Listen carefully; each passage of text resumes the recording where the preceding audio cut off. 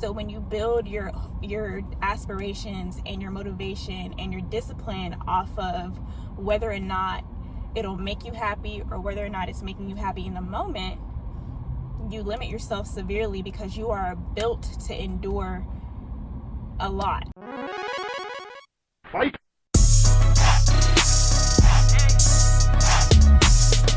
What's up, guys? It's Jasmine, but my subscribers call me Jazz.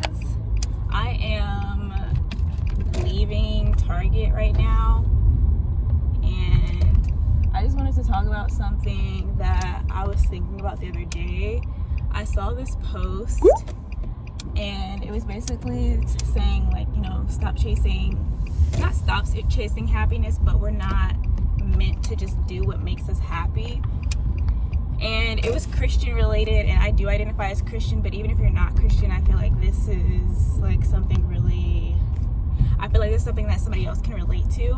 And I was thinking about how, I don't know if this might be like a millennial thing, like a millennial Gen Z type of thing, but I feel like with our parents, like people who were born in like the 80s, the 70s, the 60s, it was all about working hard and making sure that you provide a better life for yourself and for your kids. And then the millennials came along, the Gen Zers came along, and it was more so like we have this freedom to like choose what we want to be when we grow up. And I feel like the idea of doing what makes you happy became like a really prominent idea and concept for us growing up. It's a good thing that we have the opportunity to do what we want, and typically what we want is stuff that's going to make us happy.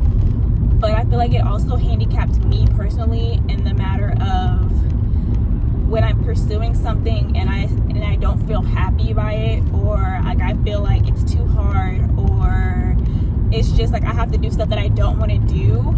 It makes me feel like, well, then I shouldn't be doing this, because if I'm chasing happiness, then the process is going to be happy too. And I don't know if anybody else has personally dealt with that or felt that, but I have.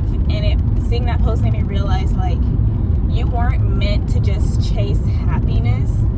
I'm not saying that you shouldn't aim to be happy in life. That's not the point. I'm saying that don't make chasing happiness your mindset, because you were built to go through more than that. A lot of times we think of the destination and not the process, and there's going to be days where the destination might make you happy, but the process of getting there won't. And if you think of, well, I'm supposed to be happy, it's not going to sustain you on the process of getting there. And when you think about it, happiness is fleeting. Like, it comes and goes. There's some days where you're extra happy, you don't even know why. There's some days where you're not happy, you don't know why. Some things that used to make us happy don't make us happy anymore. Or sometimes we get tired of something, and then years later we like it again. Like, happiness is an emotion, it's not consistent.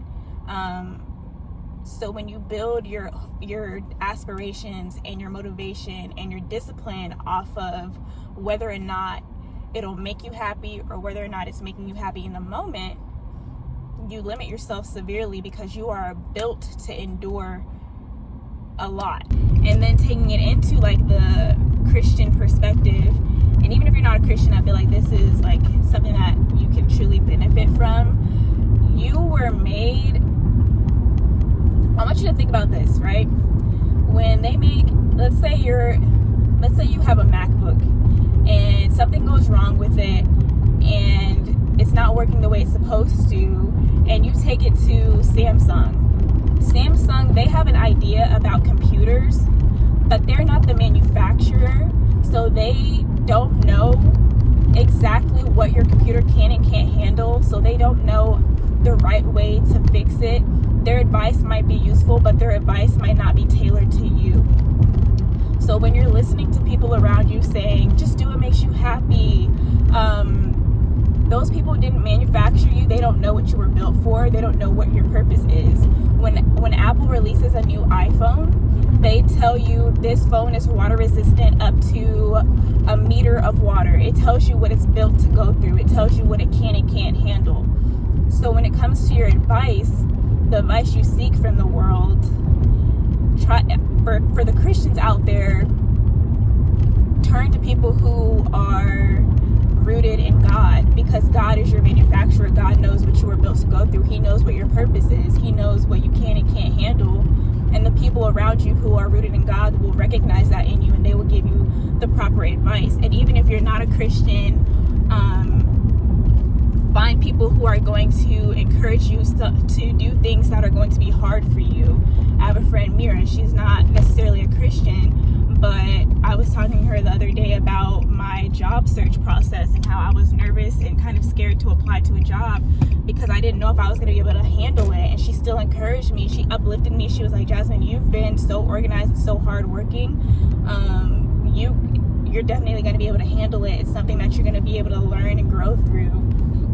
So don't just look for advice on like doing things that are going to make you happy. Look for guidance that's going to encourage you based on what you were built to endure. Like, you are built for more than just happiness. And just know, even when you do get to the place where you're doing something that you think is going to make you happy, there's going to be days where you're not happy. And that doesn't necessarily mean that what you're doing isn't a good thing. It just means that you're human and you're going through something that's a little bit hard in life right now, you know. I'm not going to get into like finding your purpose and all that, but we all do have a purpose. I don't want to get too deep into that because I struggle with that all the time. I'm like, well, what is my purpose? Like, what am I built for? What am I meant to do? What am I meant to go through? And a lot of times your purpose, I think the thing that overwhelms us about finding our purpose is that we look so far into the future, but sometimes the purpose is found in right now. With COVID, let's say that you lost your job, but now you have so much free time. What can you do with your time right now? That's a purpose that you have. It doesn't have to be some super deep, extravagant thing that you're meant to like heal everybody, cure hunger and stuff. Like, there's small things that contribute to the well-being of the world that you can do. Or maybe you have a talent that you don't really get to tap into as much. If you really want to know what your purpose is, I would say seek God. If you don't believe in God, I'm not here to convert you. But I am here to say, like, look at what today is bringing you and make the best out of it. That's your purpose for the day. I have this opportunity to do XYZ. Let me make the most out of it. And even if it's not making you happy, it's probably making you stronger, and you're built to endure it. But the best way to know what you are meant to go through is to seek the manufacturer. Don't bring a MacBook to Samsung instead of bringing the MacBook to the Apple store. You know what I mean? Talk to people who know you, who know what you are capable of, who've seen what you are capable of. Those are the people who are going to give you the advice that's going to help you push to get to the place you're supposed to be, the place you were designed to get to. So yeah, don't think that just because it's not making you happy, it's not meant for you. The process is going to be rough a lot of the times. And happiness is not always you're not always gonna feel the happiness that you want. And sometimes that's not our fault. Sometimes there's other situations out in the world that kind of affect our mood. We're not robots, you know.